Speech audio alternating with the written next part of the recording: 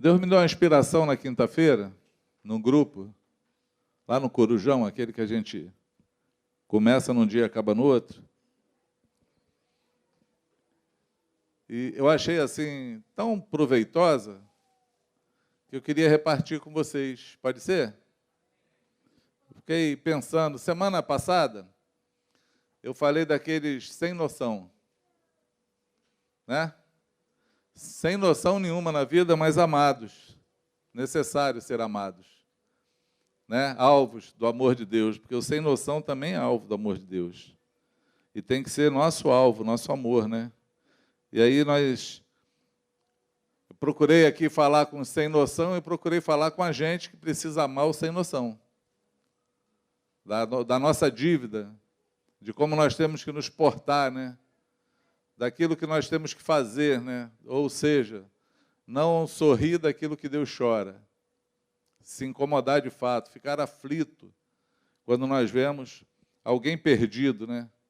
Alguém desviado, alguém tomando um caminho errado, um rumo daquele que o Senhor não deu para ele. E justamente, principalmente para aqueles que foram alcançados pela graça, conhecem a palavra, conhecem o Senhor e, de uma hora para outra, resolvem fazer a sua própria vontade, né? Resolvem viver segundo o curso desse mundo ou segundo os desejos do seu coração. Esse tipo, né? Essa classificação de pessoas, elas precisam ser alcançadas pelo Senhor e são alvos da nossa oração, são alvos do nosso incômodo com a vida deles e temos que ter uma ação sobre isso. Amém? Foi esse o nosso papo. E aí, eu saí daqui pensando sobre aqueles que dizem que têm noção, né? Eu fiquei pensando sobre a igreja, sobre nós, sobre a nossa vida cotidiana no Senhor. E eu saí daqui e falei com o Zé assim, Zé, Deus colocou um negócio no meu coração, não sei se é uma ministração, uma música, não sei de onde é esse negócio. Ele, o que é? Corpo e família. Aí o Zé, o corpo e família é... Cara, eu acho que é uma música, corpo e família. Eu falei, eu vou procurar no Google. A gente dá um Google lá para saber como é que está as coisas, né? De onde foi que eu vi isso, de onde eu me lembro disso. E aí, Corpo e Família é o nome de uma música que nós ministramos, gostamos de ministrar, de Daniel Souza. É Daniel Souza, é um irmão que fez essa música, lá de São Vicente. Eu lembrei da música, olhei para a música e fiquei pensando, o que é que Deus quer falar a respeito disso? Corpo e família. O que é que vem do Senhor?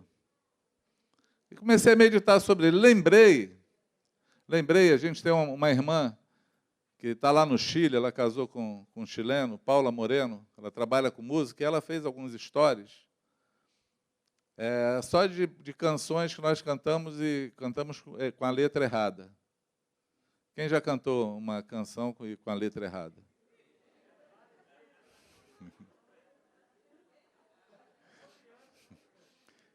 Parece criança, né? Eu comecei a lembrar de alguns, né? Por quê? Porque nós cantamos. Nós ministramos esse cântico. Nós ministramos vários cânticos. Mas, às vezes, não temos noção do que fala aquela letra, do conteúdo dela, o porquê que ela foi escrita. O que nós estamos declarando com canções, né? Eu não sei se você sabe, os salmos, a maioria dos salmos de Davi são canções. Eram músicas tocadas na tenda, tabernáculo de Davi. Os salmos eram canções que eles cantavam. Tem música que nós cantamos que está na Bíblia. São letras que é todo um texto bíblico. E a gente canta e nem sabe que está na Bíblia. Nem sabe de onde vem. Né? Levantai, ó portas, as vossas cabeças. Levantai-vos, ó portais eternos, que entrará o Rei da Glória. É um salmo. Não é um salmo? Manifestado em carne, justificado em espírito, crido no mundo e recebido na glória. É um texto de Timóteo. Paulo escreve a Timóteo. Todo poder te foi dado no céu e na terra. Mateus, Jesus falando. Todo poder me foi dado no céu e na terra. São letras que estão na Bíblia, são canções que estão na Bíblia.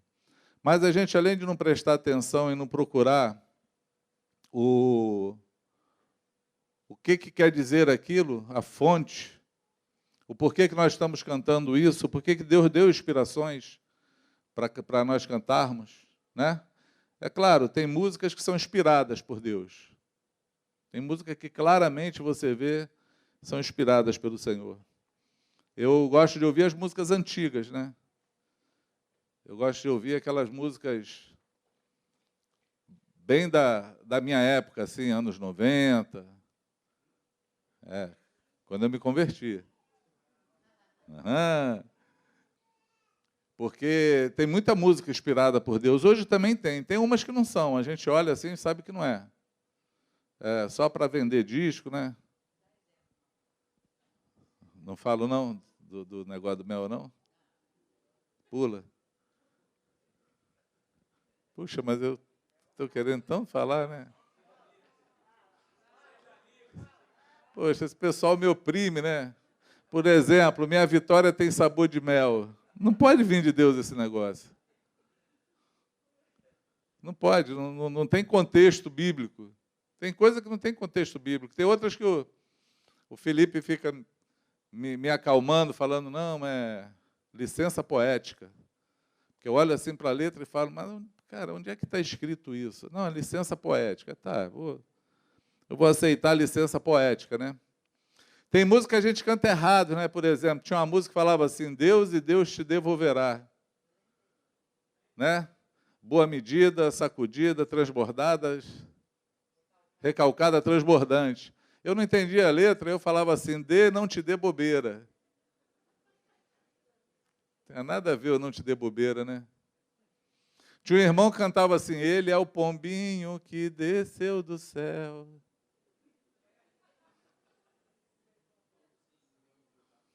Leão de Juba. Leão de Juba. Porque se é leão tem que ter juba, né? Tem um monte de erros. Porque a gente só quer cantar, não quer saber o que a música quer dizer, né? Aí vai errando as letras. Aquela...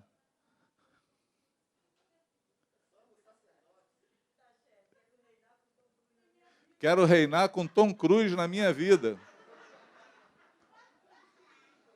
É isso mesmo. Eu cheguei numa reunião uma vez, a irmã estava ministrando louvor. E aí tinha uma parte da ministração, que era uma ministração espontânea, e ela repetia a ministração espontânea. E a irmã, eu acho que era Ana Paula Valadão, que falava assim, Senhor, eu quero cheirar a sua mirra. É Nívia Soares? Não, Ana Paula Valadão. E aí eu cheguei na reunião, estava a irmã no chão, prostrado, falando, Senhor, eu quero cheirar a sua meia.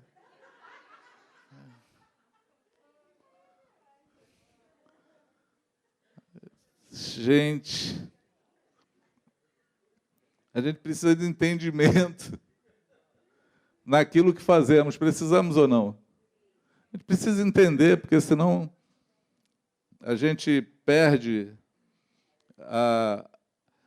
a essência, né? A maravilha que Deus está fazendo através da música. E músicas são pregações. Sim ou não? Nós podemos pregar a palavra cantada através de cânticos. Nós pregamos através de cânticos. Nós pregamos falando, pregamos cantando, pregamos até fazendo pantomima, né, que fala, sem voz, não é não? Pantomima. Pantomima. Estranho, pantomima. Eu prefiro a minha pantomima.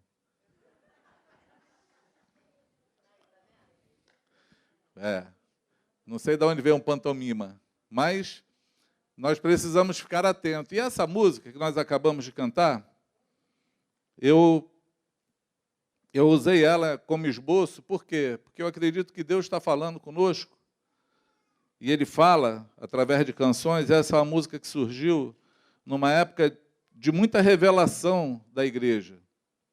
Aquela revelação que vem trazendo transformação na liturgia, né? Eu não sei se vocês sabem, eu acho que só os antigos sabem, né? Tem coisas que nós precisamos estudar sobre a história da igreja, para a gente poder entender algumas coisas que acontecem, e para o rumo que a gente está andando, até para saber se a gente está indo num caminho certo ou não, né? A gente sempre precisa. Jesus falou que o escriba letrado, ele tira coisas antigas e coisas novas do seu baú lá, né? Da sua caixa, coisas antigas e novas. Por quê? Porque o salmista fala que uma noite faz declaração a outra noite, e um dia faz menção de outro dia. Nós aprendemos com o passado e para poder também projetar o nosso futuro. Amém ou não? Então, por exemplo, eu acho que muitos de nós não sabemos. Quando o Evangelho começou a ser restaurado, porque a igreja ela teve um declínio tão grande, tão feroz, um ataque do diabo tão forte, que chegaram a vender a salvação. Foi um declínio de uma época de grande escuridão, chamado a indulgência, né? É história. Isso é história. E um padre alemão se levanta e protesta, porque ele está lendo as Escrituras e lê um texto, que as Escrituras nessa época também eram proibidas aos homens, aos leigos, só ao clero poderia ler. As missas eram feitas em latim, ninguém entendia nada daquilo que estava fazendo, né? Nem daquilo que estava ouvindo. Não eram só os nobres que tinham acesso aos lugares principais, e a plebe ficava do lado de fora. E aí um padre vê um texto de Efésios que fala: pela graça sois salvos, isso não vem de vós, é dom de Deus, e não vem de obra alguma, para que homem nenhum se glorie, porque somos feituras suas, chamados para as boas obras. Então ele protesta, e nós somos chamados de protestantes, porque esse cara ele protestou contra a venda da salvação, falando que a salvação era de graça. E aí então Deus começa a restaurar a sua igreja. Deus começa então a restaurar tudo aquilo que ele tinha falado no meio do povo, a trazer revelações. Depois dele apareceu os anabatistas, que restauraram o batismo, né? Ninguém era batizado mais, porque eram batizados quando nascia. A pessoa nascia e era batizado para pertencer a uma organização. E os anabatistas começaram a batizar aqueles que estavam arrependidos, queriam se arrepender. E aí começou então um movimento daqueles que vinham arrependidos se batizando. Depois vieram os pentecostais, que foram aqueles que experimentaram o batismo no Espírito Santo. E aí foi aquele alvoroço, aquele caminho, até chegar no nosso tempo. A igreja ela só louvava, só cantava músicas do hino ou do cantor cristão, era da harpa ou do cantor cristão. Eram músicas que foram resgatadas, eram aquelas únicas músicas que poderiam ser tocadas, né? E já estou na época já cheguei na época da Keila, do Ziel, né? A turminha lá. E depois apareceu o movimento das comunidades, aí veio um louvor mais expressivo, uma adoração mais expressiva, né? Aí a música ela envolveu a maior parte da igreja, ela foi motivos de muitas conversões e de cair na graça do povo, de ver aquele povo tão alegre e feliz, louvando ao Senhor. Aí nós chegamos hoje aqui. Só que a música ela tem disso, né? Ela entrou um comércio no meio dela, né?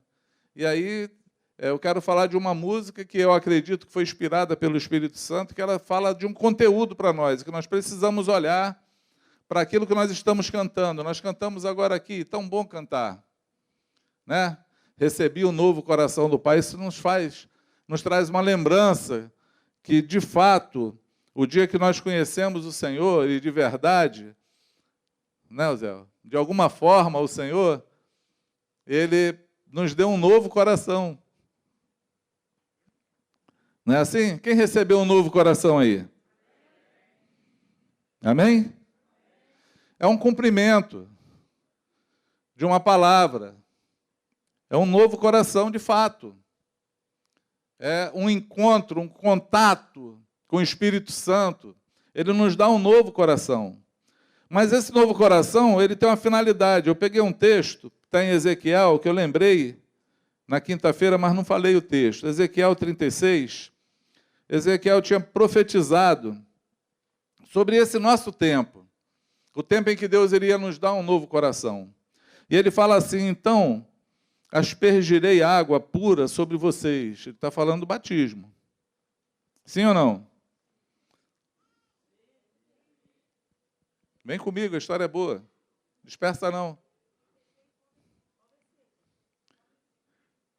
Ezequiel 36, do 25 ao 29. Eu estou lendo na NAA.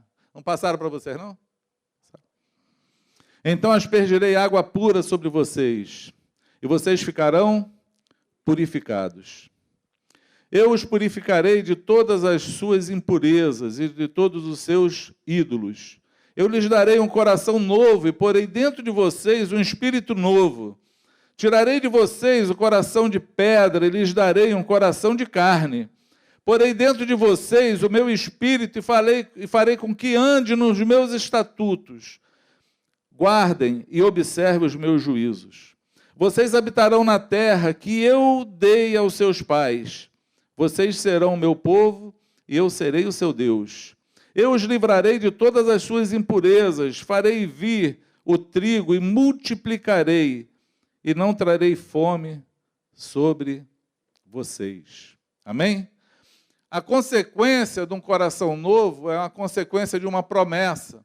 Mas essa promessa, ela não diz só que a gente vai ficar com o coração bonzinho, não. O Senhor está falando assim, eu vou purificar vocês, vou perdoar o pecado de vocês, eu vou tirar de vocês a impureza de vocês, eu vou tirar de vocês a idolatria de vocês.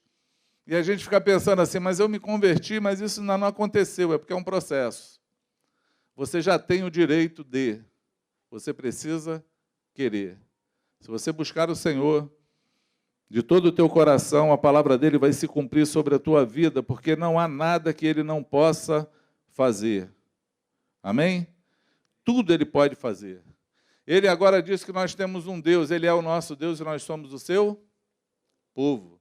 Nós pertencemos a ele agora. Isso é consequência de um novo coração, né? Recebi um novo coração, um coração regenerado, porque nós somos regenerados no Senhor, né? 2 Coríntios 5,17 diz assim, assim se alguém está em Cristo, é nova criatura, as coisas antigas já passaram, eis que se fizeram novas, né? Ou que tudo se fez novo. Porque uma vez em Jesus, agora é uma nova vida. É um novo nascimento. Nós encontramos o Senhor e nós estamos cantando assim, eu recebi do Senhor esse novo coração. Mas não é um coração qualquer, é um coração regenerado. Agora todas as coisas vão ser novas na minha vida. Amados, isso é uma verdade. Isso é uma verdade incontestável, bíblica, da ação de Deus nas nossas vidas. A única coisa que nós precisamos contextualizar quando nós lemos é que se de fato isso está sendo uma verdade, já é uma realidade em mim, ou eu ainda não me dei conta do que eu preciso ser. Ou esse coração ainda não é novo, de fato.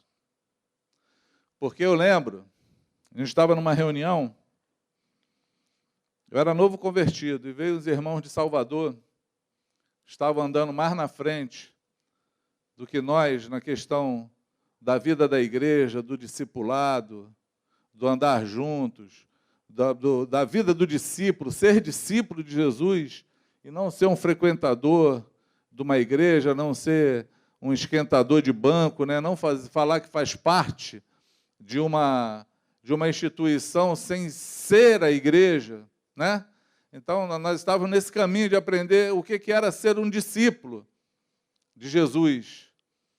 E aí esses irmãos, eles estavam mais na frente, nossa, 2 pastores, Marcos e Mário, de Salvador. E eu lembro que no meio do encontro de pastores e líderes, eu nem líder era, não sei porque eu estava nesse encontro, estava de penetra. E aí o Franco fez uma pergunta para ele assim, falou assim, amado, mas me responde uma coisa. Me responde uma pergunta. Vocês começaram já do micro, com esse entendimento, e hoje vocês estão andando nessa caminhada. Agora, e a nossa realidade, que é diferente da de vocês, porque muitos estão aqui por causa da música, por causa da liberdade. Muitos estão aqui porque se afeiçoaram na amizade, porque são bem tratados e são cuidados, mas não enxergaram ainda que precisam dessa regeneração. O que fazer? Eu lembro que os dois estavam sentados assim na plataforma, que eles estavam falando assim, sentados com a gente, os dois caíram de costas, assim. Falaram, vamos orar, aí só orando. A gente precisa do Senhor nessa hora. Porque, de fato, muitas coisas nos atraem quando encontramos Jesus. Mas o principal que tem que nos atrair é o Senhor. É olhar para o Senhor, conhecer a sua vontade, olhar para os seus mandamentos e falar, eu vou viver essa realidade.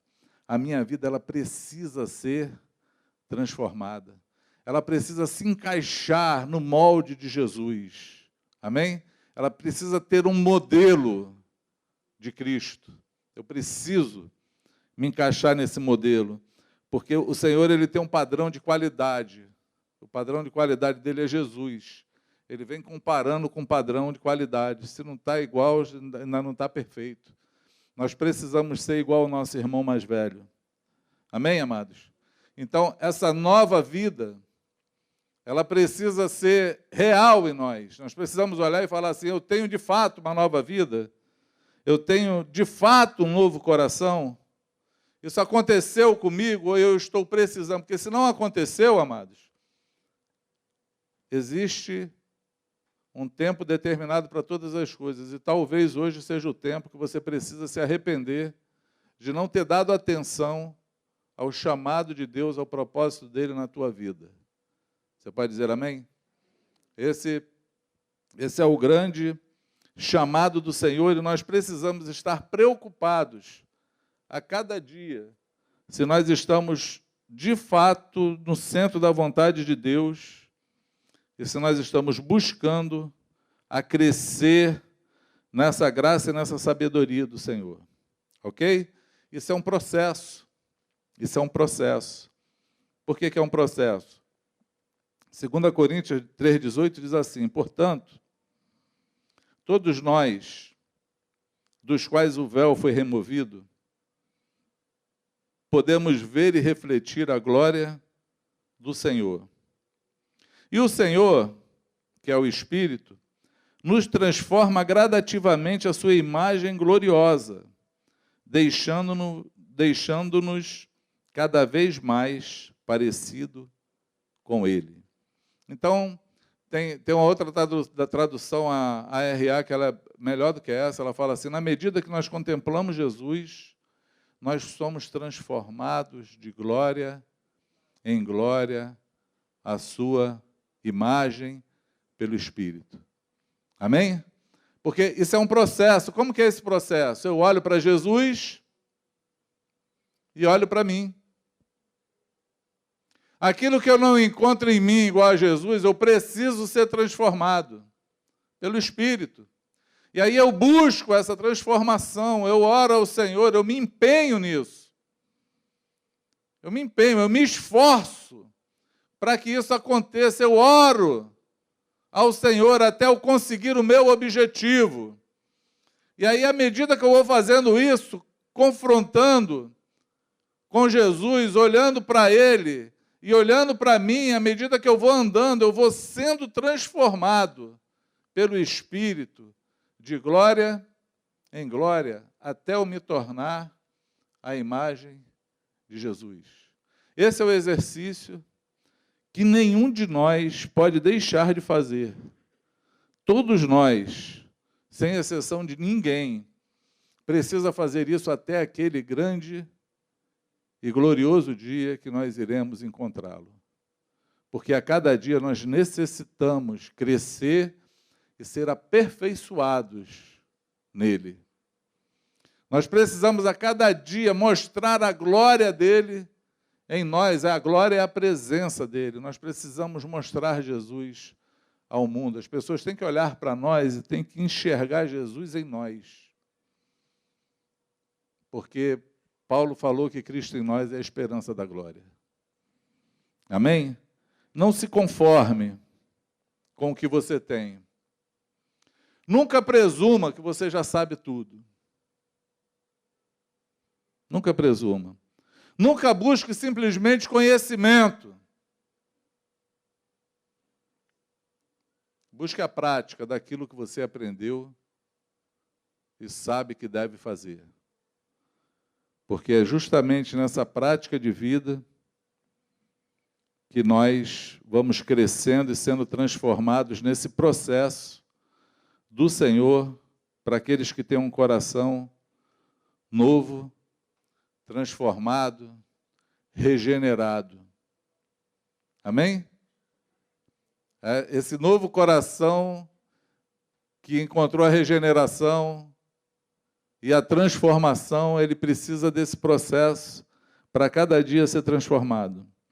É muito ruim andar com o retrato velho dos outros. Muito ruim. O que é andar com o retrato velho dos outros? É você achar que já conhece alguém, sem ter convivido com ela e visto o quanto ela tem crescido e avançado no caminho de Cristo. É desesperador quando nós olhamos para pessoas que receberam um novo coração, mas não passaram pelo processo. Você olha para elas, elas são a mesma pessoa que você conheceu há 10 anos atrás. Fala, não mudou nada. É desesperador ouvir isso. Por isso nós necessitamos de comunhão, de estar juntos, de ajudar, o compromisso mútuo uns com os outros, para a gente saber e ver o quanto Deus pode fazer e transformar a vida de uma pessoa, principalmente a nossa. Quem pode dizer amém? Entende o que eu falo? Sim ou não? Isso é um coração regenerado, transformado. Ok? Por conta disso, existe um fruto. Não é isso que a gente canta na música? Como fruto desse novo coração, eu declaro a paz de Cristo. Te abençoo, meu irmão. Preciosa é a nossa comunhão.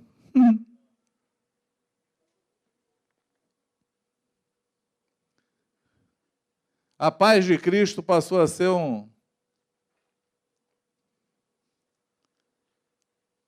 um jargão de cumprimento. Hein? É uma saudação. Você encontra alguém, paz, irmão. Ah, você é cristão? Sou a paz, querido. Paz do Senhor. Tem gente que já nem fala paz do Senhor, já fala paz, Senhor. A paz, Senhor. Passou a ser, mas amados, Jesus declarou assim, raciocina comigo, eu vos dou a minha paz. A minha paz eu vos dou. E não a dou como o mundo dá. O que Jesus está falando? Que existe uma paz do mundo, existe uma paz diferente que é a dele. Porque a paz de Jesus, a paz que está nele, ela é paz mesmo em meio à guerra. Ela é paz.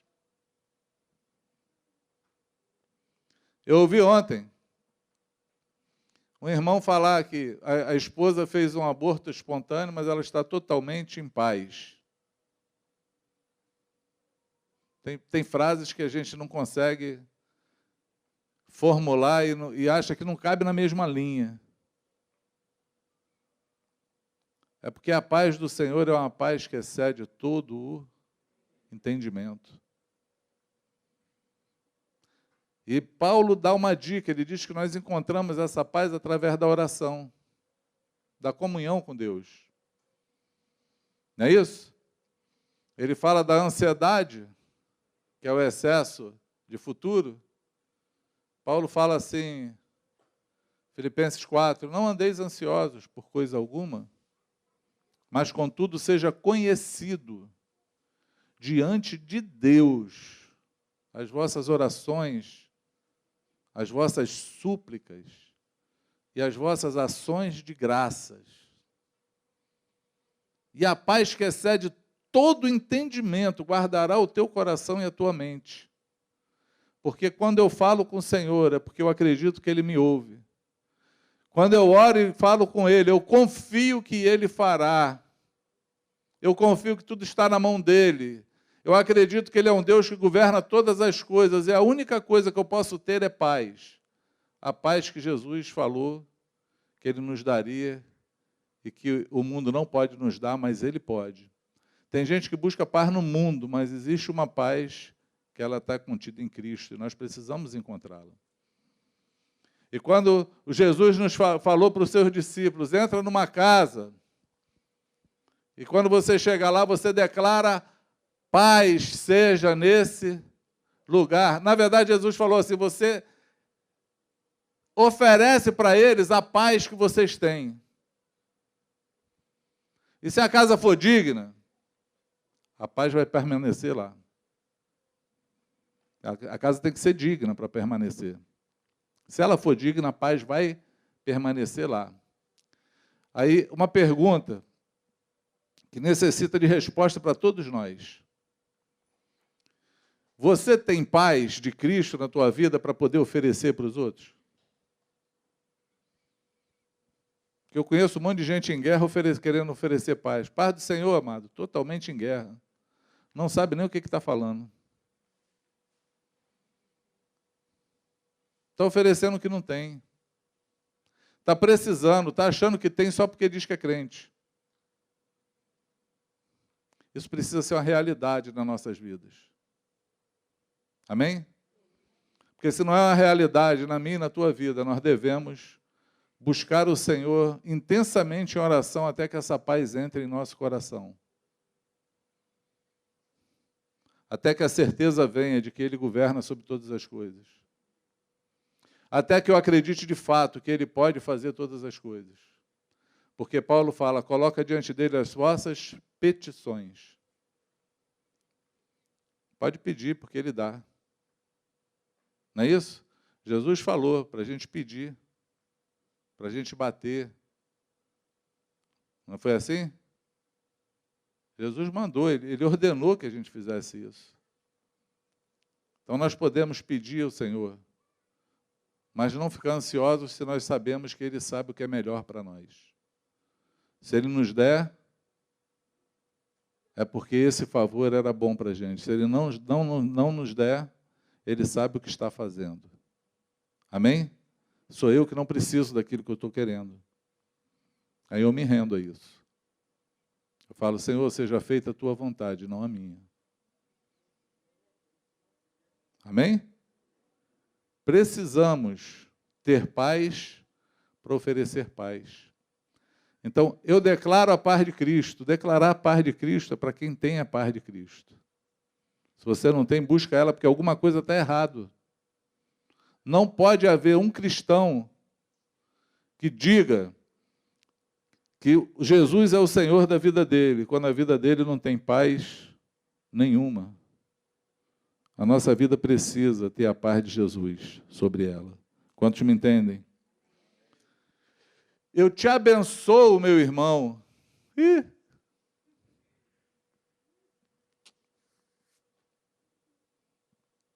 Pensa num tempo difícil. Pensa num tempo complicado que nós vivemos, onde todo mundo quer ser abençoado.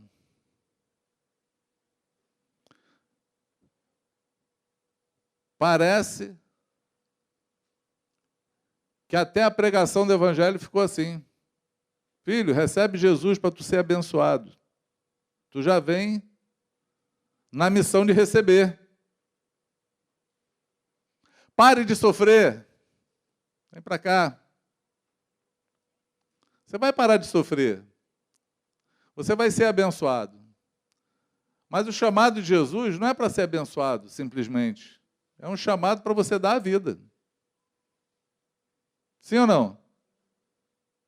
Aquele que não renuncia tudo quanto possui, até a sua própria vida, não pode ser meu discípulo.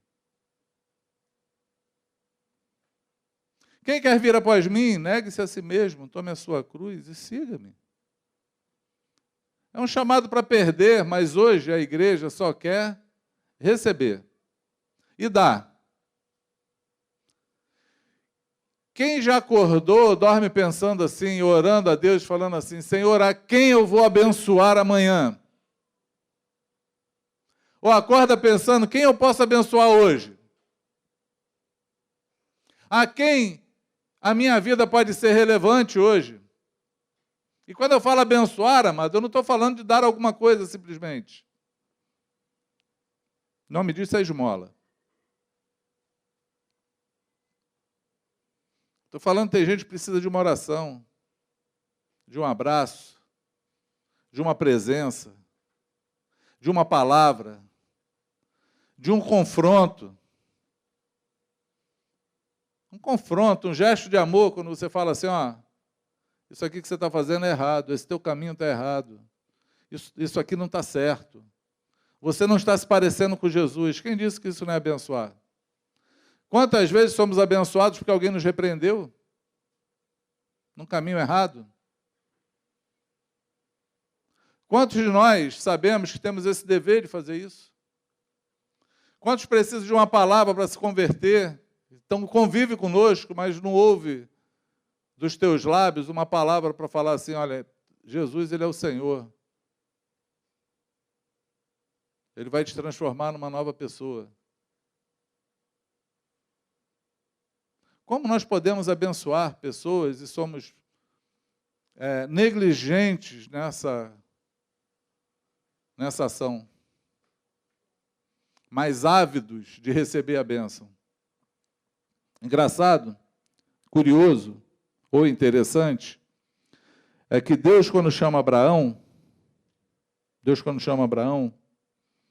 Ele fala assim, se tu uma bênção.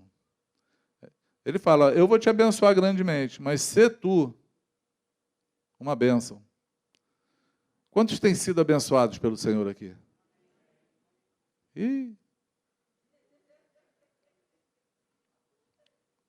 Quantos têm sido abençoados pelo Senhor aqui? Amém? Deixa eu falar uma coisa, se você acordou hoje e respirou, você já está sendo abençoado demais.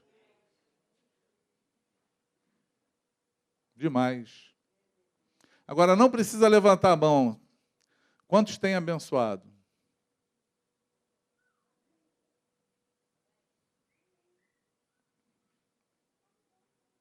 Quantos têm sido uma bênção?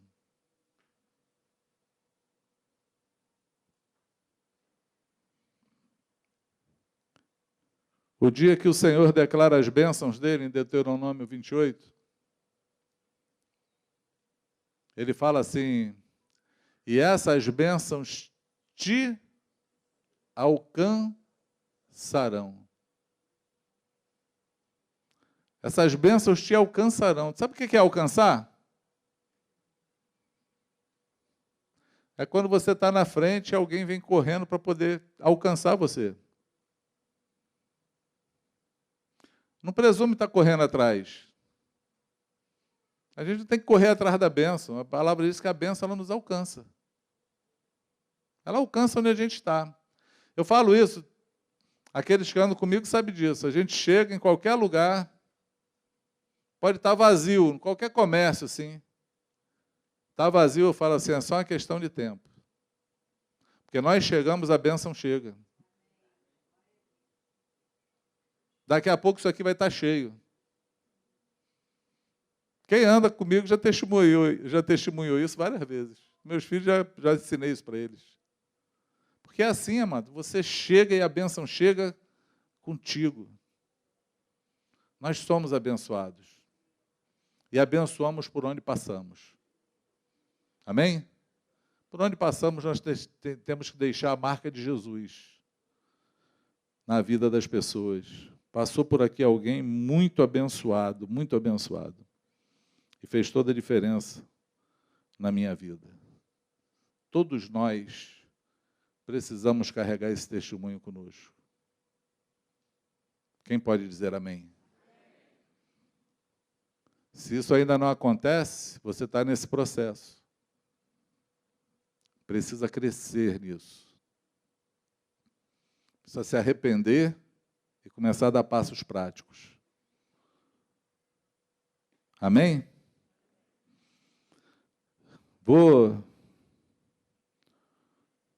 Acho que eu vou terminar por aqui. Vivendo a verdade. Uma família. Esqueceram a letra, né? Uma família sem qualquer falsidade. Vivendo a verdade e expressando a glória do Senhor.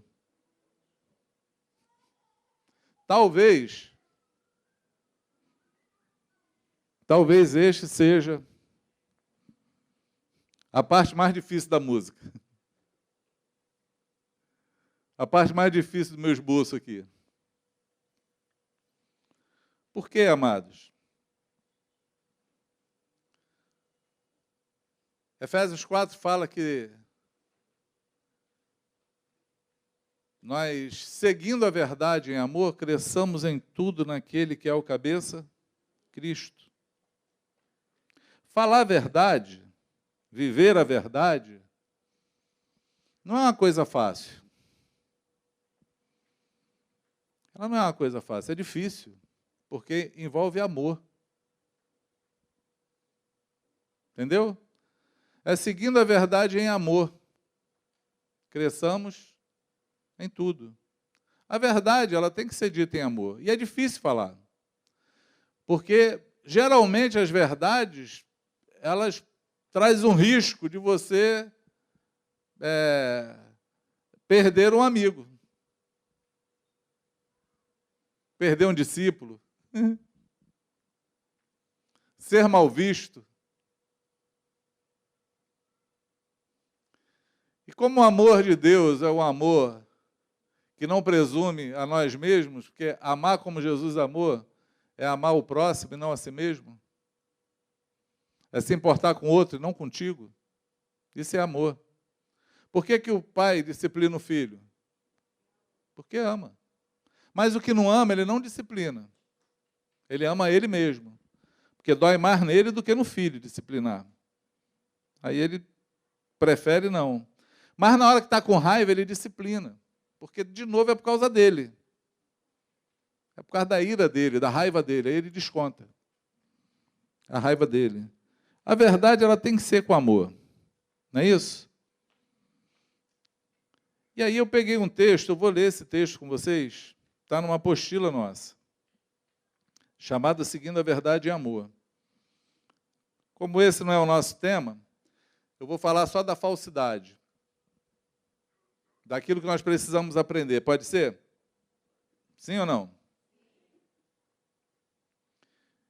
Quem não anda na verdade, anda em malícia e maldade.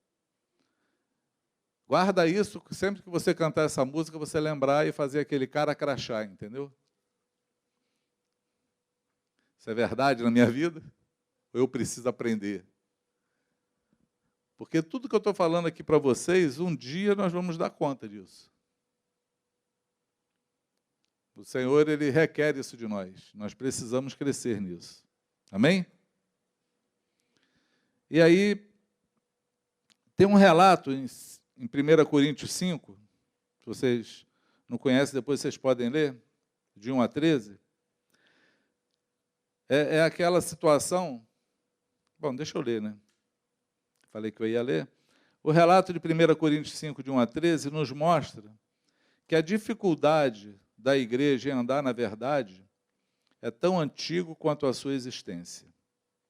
Um homem havia se deitado, ou seja, ele teve um relacionamento sexual com a mulher de seu próprio pai, cometendo um incesto.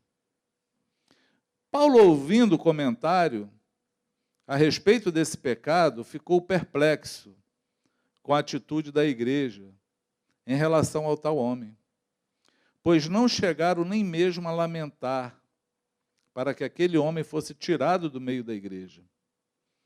Esperava-se uma atitude por parte da igreja, pois a responsabilidade de tratar com o irmão em pecado cabia a eles. No início do capítulo 5, Paulo diz como tomou ciência do fato. Geralmente, se ouve que há entre vós imoralidade. A notícia havia vazado. Todos sabiam, embora ninguém tivesse tratado o caso. Uma igreja carismática, cheia de dons e manifestações do Senhor, porém imatura, para que não mais sejamos como meninos, mas seguindo a verdade em amor, cresçamos em tudo. Não devemos falar do irmão, fazer comentários. Devemos sim falar com o irmão. Fazer comentários a respeito de alguém não é correto. Isso é fofoca.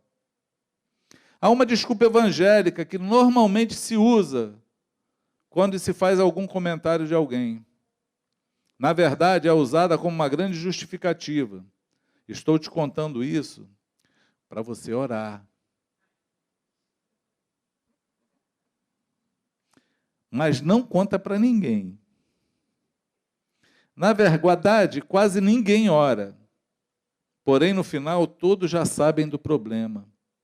E, às vezes, a própria pessoa, que é o objeto do comentário, não sabe. A notícia havia se espalhado, porém, nada tinha sido feito.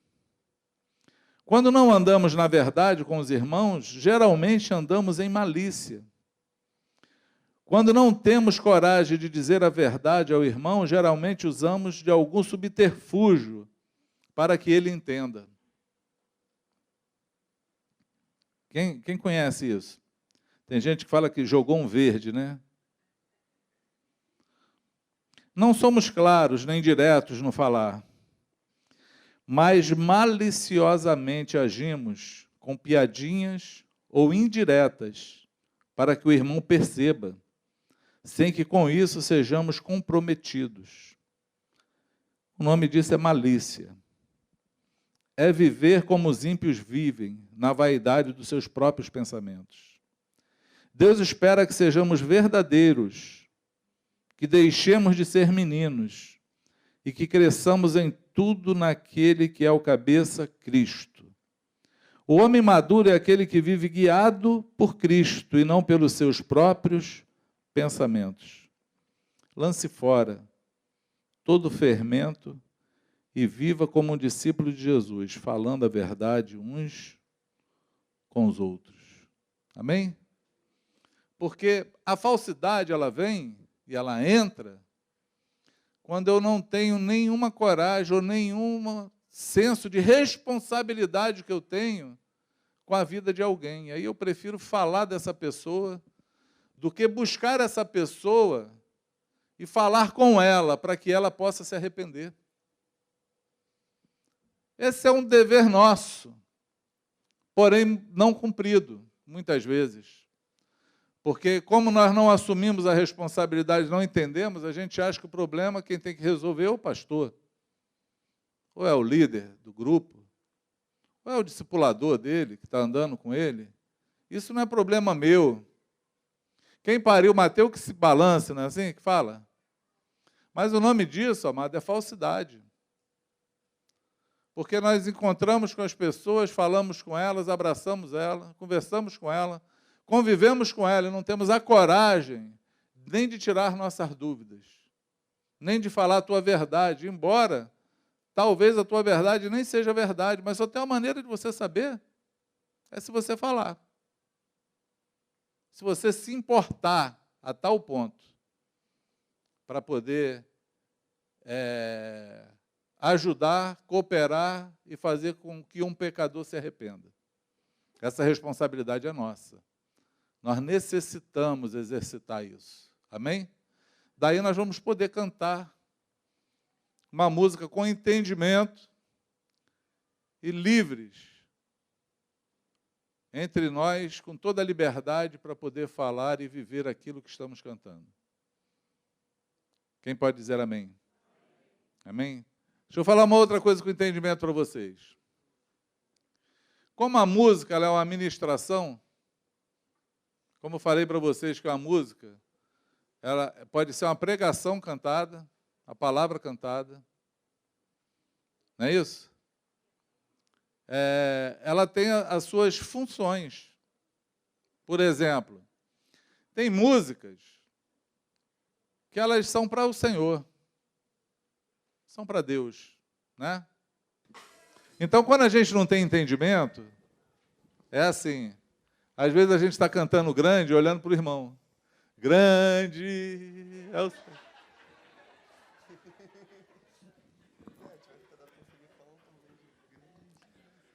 Às vezes a gente está assim, como é precioso, irmão. Mas o irmão está do teu lado, amado. É para ele que você está cantando. Ou está no evangelismo, e está todo mundo como se estivesse adorando. Desafeiçoado. Deus não é desafeiçoado, amado. Tem que estar cantando para o ímpio. Nós precisamos ter entendimento.